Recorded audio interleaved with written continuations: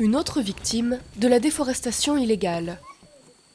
Des villageois indonésiens ont détruit l'habitat de ce bébé orang-outan. Ils l'ont vendu pour l'équivalent de 8 €. Secouru, il a été amené dans ce refuge.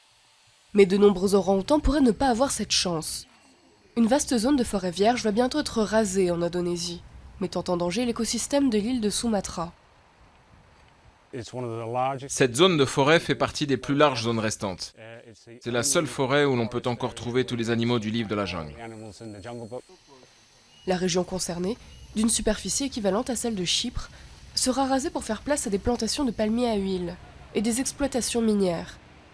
Le projet gouvernemental prévoit également la construction d'une route pour faciliter l'accès aux communautés isolées.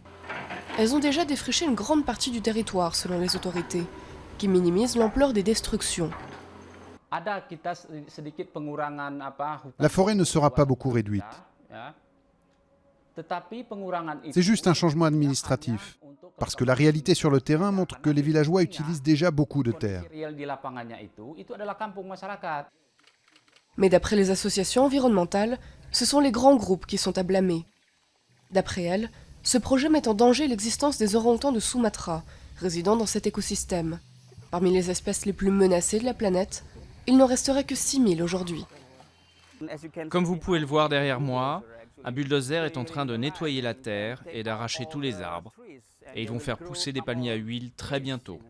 Comme vous pouvez le voir autour de moi, les jeunes palmiers à huile sont déjà plantés. Et bientôt, tous les arbres ici auront disparu et il n'y aura plus d'espoir pour la survie des orang-outans. Paradoxalement, le gouvernement a prolongé au même moment un moratoire, limitant les permis de déforestation. Mais ils sont nombreux à violer la loi et à continuer de détruire illégalement cette jungle, sans doute vouée à disparaître, ainsi que ses habitants.